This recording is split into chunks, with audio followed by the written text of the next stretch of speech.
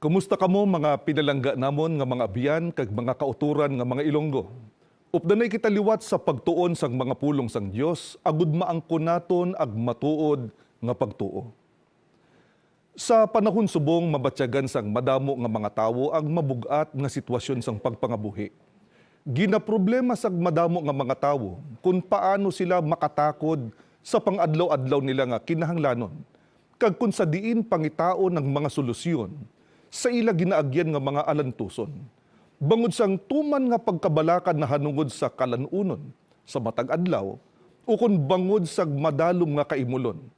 Ang iban nahulog sa paghimo sang mga krimen, ang iba naman nakaangkon sang mabugat nga balatian bangod sang konsumisyon, kag ang iban ginutas ang ilang kabuhi. Matod nga hindi naton malikawan nga magasugata ang mga tawo diri sa kalibutan sag madamo nga mga kapigaduhon kag alantuson. Apang may ara bala kita sang mapanguyatan nga magabulig sa aton?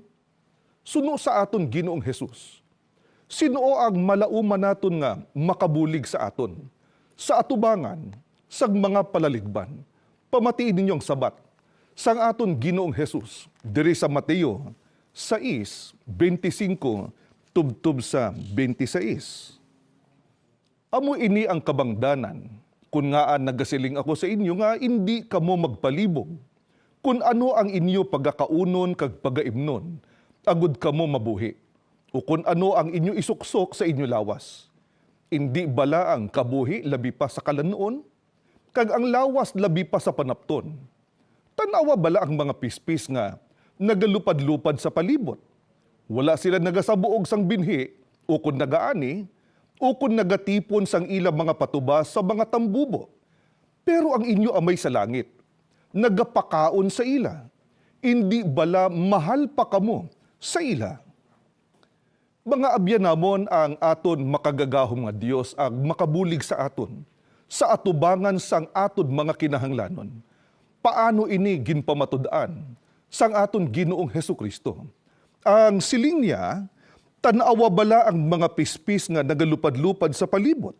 Pero ang inyo amay sa langit, nagapakaon sa ila. Hindi bala mas labi pa ang tawo kaysa mga pispis? Gani ano ang laygay sang aton Ginoong Hesus sa atubangan sang mga mabugat nga mga palaligban?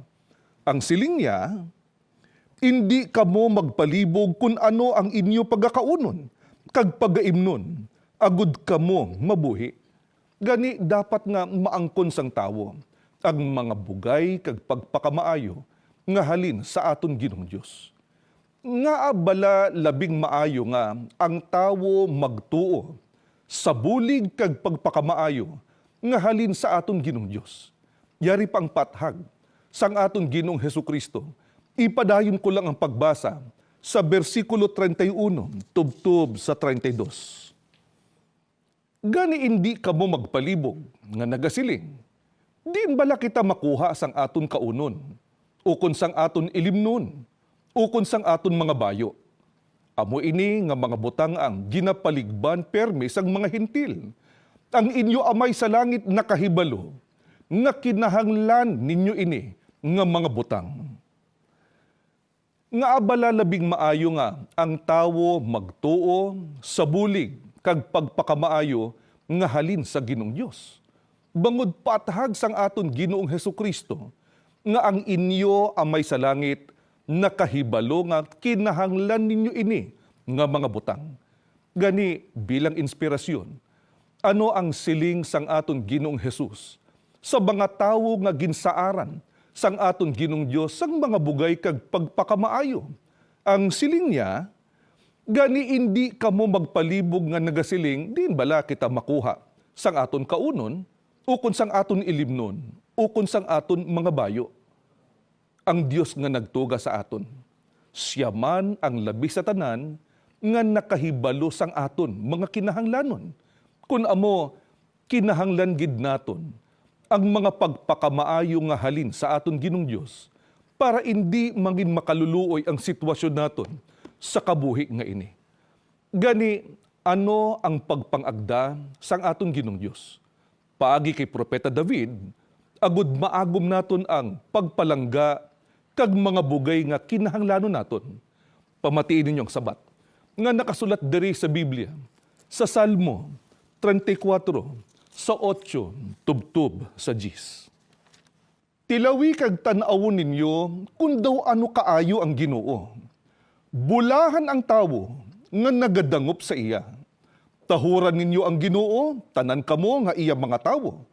Kay ag mga nagatahod sa iya, hindi mawadaan sang tanan nila nga mga kinahanglanon. Bisan pa ang mga leyon, ginakulangan sing pagkaon kag ginagutman, pero ag nagatuman sa Ginoo, hindi gid makulangan sag maayo nga mga butang. Mga abyanamon, ang aton Ginong Dios mismo ang nagapangagda sa tawo, nga tilawan naton siya kag tan-awon naton, kung daw ano kaayo ang Ginoo, ano ang buot ipahangop sa aton, sang aton Ginong Dios. Nga ang aton Ginong Dios masaligan naton, nga pagabuligan kita. Ano bala ang ginpatod sang Biblia, nga pagahimuon sang aton Ginong Dios, nga kasulat sa sitas. Tahura ninyo ang Ginoo, tanan kamo nga iya mga tawo, kay ag mga nagatahod sa iya, hindi mawadaan sang tanan nila nga mga kinahanglanon. Paano ginlaragway sang Biblia ang saad nga ini sang aton Ginong Dios? Ang siling pagani ni Propeta David, bisan pa ang mga leyon, ginakulangan sing pagkaon ka ginagutman, pero ag nagatuman sa Ginoo, hindi gid makulangan sag maayo nga mga butang. Gani eksakto lang nga sa atubangan sag madamo nga mga palaligban kag mga pagtilaw sa kabuhi. Masanag sa aton nga ang solusyon nga kinahanglanon naton magagikan sa aton Ginong Dios. Importante kun amo nga ang aton paglaom kag pagtuo maligoon nga yara sa aton Ginong Dios nga nagtuga sa aton. Gani suno sa Biblia, sino bala ang ginapamatud-an nga bulahan ukod mga tawo nga mapalad bangod sila ag makalaom sang pagpakamaayo nga halin sa Dios. Pamatiin ninyong sabat sang Biblia. Diri sa Salmo 33:12. Bulahan ang pungsod nga ang iya Dios amo ang Ginoo. Bulahan ang mga tawo nga ginpili sang Ginoo nga mangin iya kaugalingon. Suno sa Biblia, bulahan ang pungsod nga ang iya Dios amo ang Ginoo, bulahan ang mga tawo nga ginpili sang Ginoo. Kun amo para makaupod kita, sa ginakabig sang Biblia nga mga bulahan ukod mapalad, dapat nga maging katapo kita sa ginapakilala sang Biblia nga pungsod nga ang mga katawhan sini, amo ang mga ginpili sang aton Ginong Dios. Basi mi ara sang magpaminsar, hindi bala ang ginatumo dira sa sitas amo ang mga Israelita? Eksakto ina. Apang dapat naton maintindihan nga sa panapanahon ng ginpatakaran sang Dios nga magpili sang mga tawo nga ginakabig niya nga iya katawhan kaginpatod nga bulahan sila. Apang sa panahon subong nga Kristohanon, ang dako nga pamangkot, may ara bala sang katawhan ang Dios nga ginakabig niya nga mga bulahan? Mga biyan, inang aton pagasabton sa aton nga pagbalik, isa lang anay kamalipot nga break. Nagapanumbalik ang programa sang Iglesia ni Cristo ag matuod nga pagtuo. Sa panahon subong nga Kristohanon, paano bala ang tawo maging katapo sa pungsod nga iya sang aton Ginong Dios? Ginsabat ina ni Apostol Pedro diri sa unang Pedro 2:9 tubtub sa 10. Pamatiin ninyo ang sabat sang Biblia.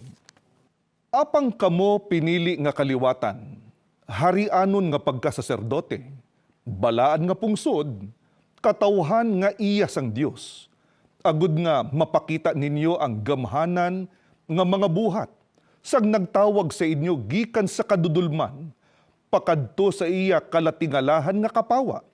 Sa nagligad nga tion, hindi kamo katawhan. Apang karon, katawhan kamo sang Dios. Sa nagligad nga tion, wala kamo makaagom sing kaluoy. Apang karon, nakaagom sing kaluoy.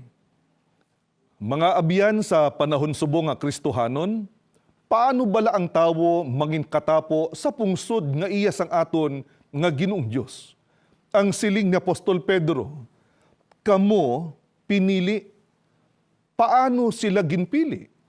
Gintawag sila sang Dios, gikan sa kadudulman kag gindala sa kapawa. Kun amo, halin sa sala nga pagtuo o kun relihiyon, gindala sila sang Dios sa matuod nga relihiyon nga amo ang yara sa kapawa. Ano bala ang kahimtangan nila sa panulok sang Dios ang wala pa sila gintawag kag gindala sa matuod nga relihiyon?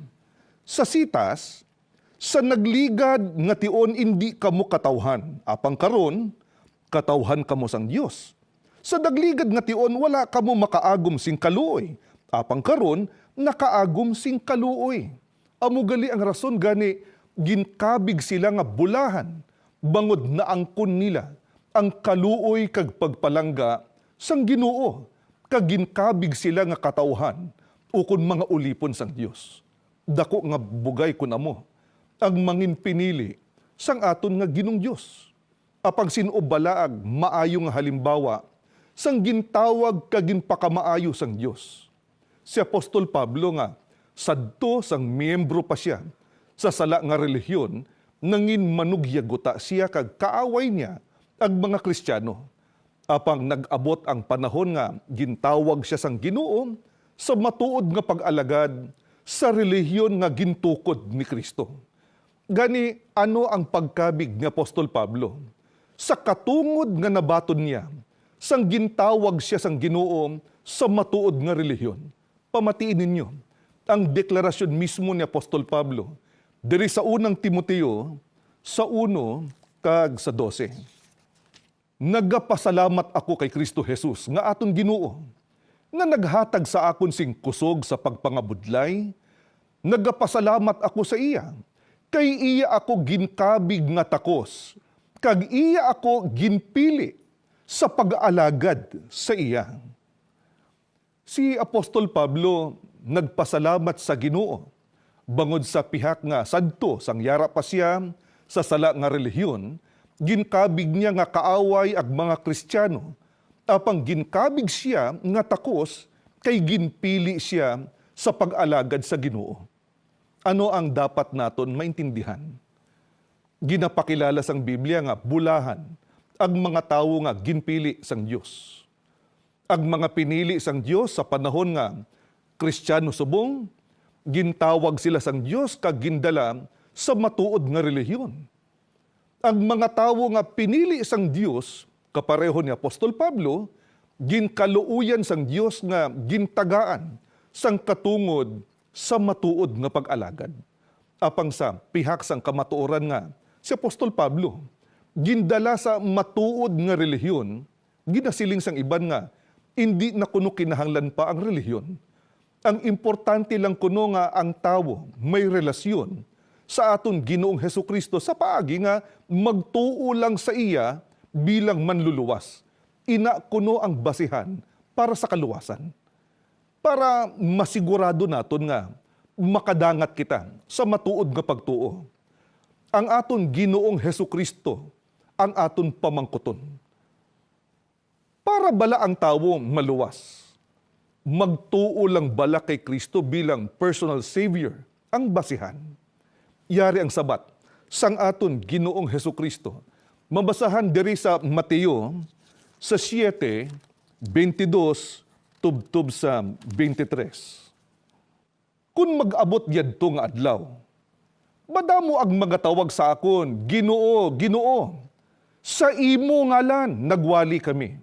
Sa imo ngalan nagtabog kami sing mga yawa. Kag naghimo sang madamo nga mga milagro. Dayon magasiling ako sa ila, wala ako makakilala sa inyo. Palayo kamo sa akon, kamo nga manugbuhat sang malaot. Magatuo lamang bala kay Kristo bilang personal nga manluluwas ang basihan para ang tawo makaangkon sang kaluwasan, kapareho sang pagpati sang iban nga mga relihiyon. Ang sabat, hindi. Bilang pamatuod, ang siling ni Kristo, Madamo ang magatawag sa akon, Ginoo, Ginoo, sa imo ngalan nagwali kami, sa imo ngalan nagtabog kami sang mga yawa, kag naghimo sang madamo nga mga milagro. Ano ang ginapamatud-an sini? Hugot ang pagtuo sang mga tawo. Nga ini sila ang pagaluwason sang aton Ginoong Hesus. Bangod nagatuo sila nga manluluwas ang Ginoong Hesukristo. Apang, ano ang deklarasyon sang aton Ginoong Hesukristo sa ila? Ang sabat niya, magasiling ako sa ila, wala ako makakilala sa inyo, palayo kamo sa akon. Ano liwat ang dapat naton matalupangdan? Para makilalaan kung sino ang mga katawhan nga ginpili sang Dios sa matuod nga pag-alagad, hindi ang nagapakilala nga nagatuo lang kay Kristo ang basihan. Dapat maging katapo o kun miyembro siya sa ginakabig nga katawhan nga ginpili sang aton Ginong Dios. Gani importante nga mahibaluan kag makilala naton kung sinugid bala ang mga tawo nga ginpili sang aton Ginong Dios nga mag-alagad sa iya. Halimbawa, ang mga apostol. Ano bala ang gintudlo nila sa mga kauturan nila nga mga Kristiyano bilang pamatuod nga sila mga tawo nga ginpili sang aton Ginong Dios para mag-alagad sa iya?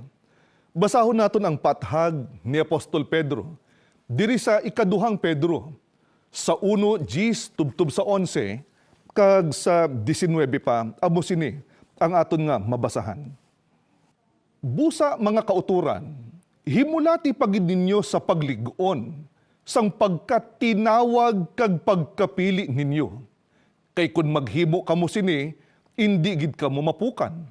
Sa amo ihatag sa inyo sing bugana ang pagsulod sa ginharian nga dayon sang aton Ginoo kag manluluwas nga si Hesukristo.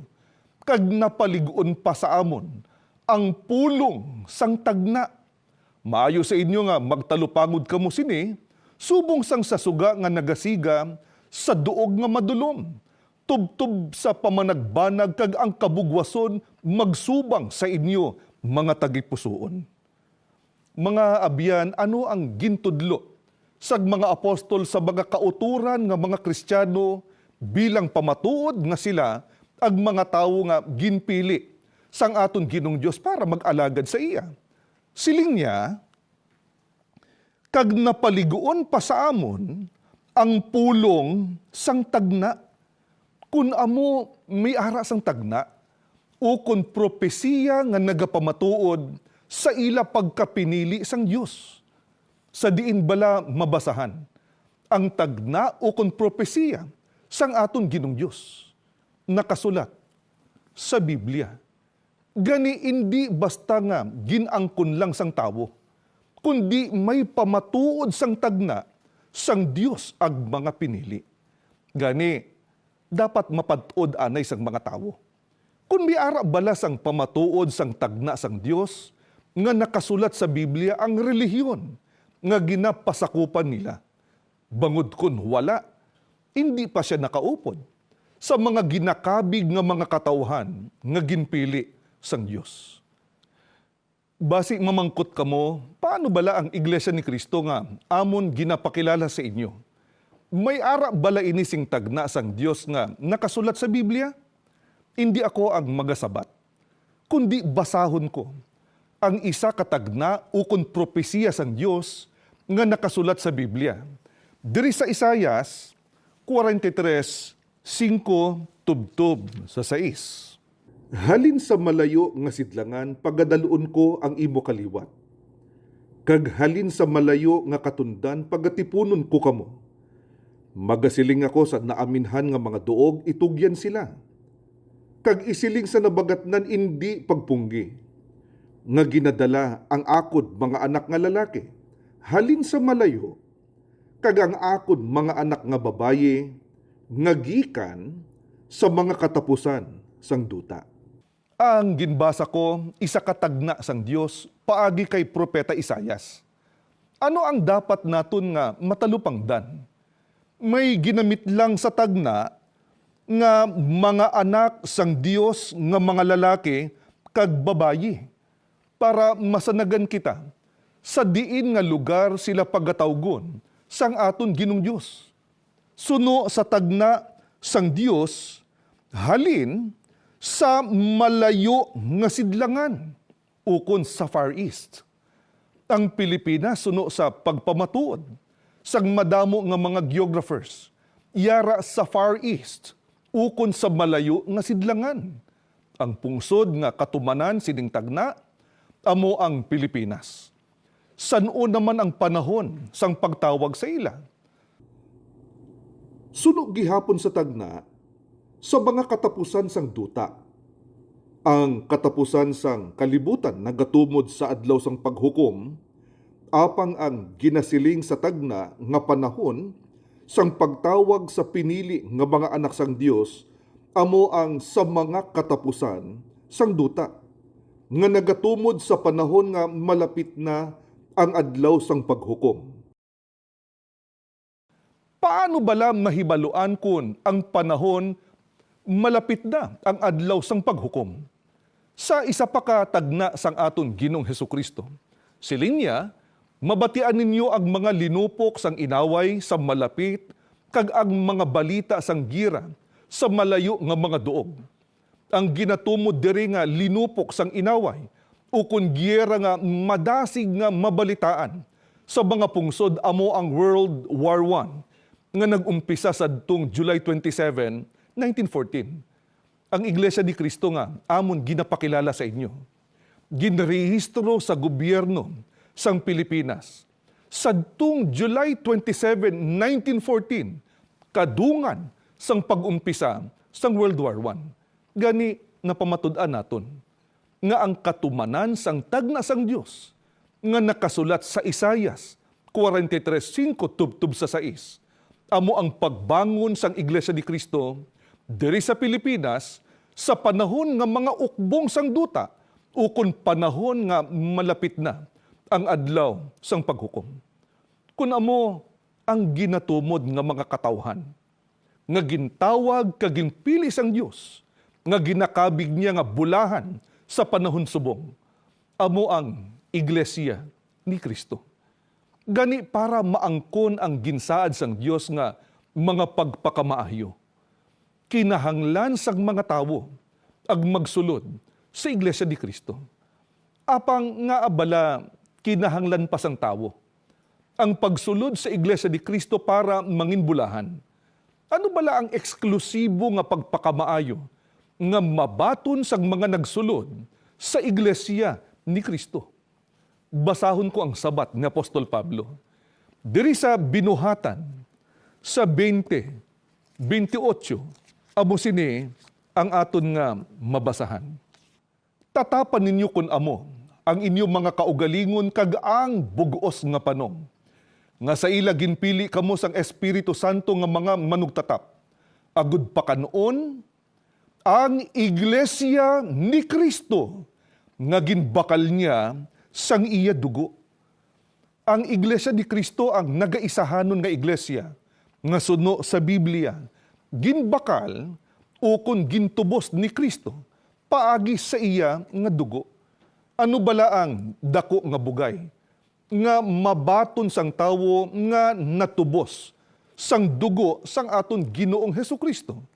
Yari ang sabat sa Hebreo 9:14 amo sini ang aton nga mabasahan.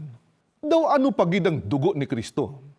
Nga paagi sa Espiritu nga dayon naghalad sang iya kaugalingon nga walay dagta sa Dios, nga makatinlo sang inyo kaisipan, gikan sa patay nga mga buhat, sa pag-aalagad sa Dios nga buhi.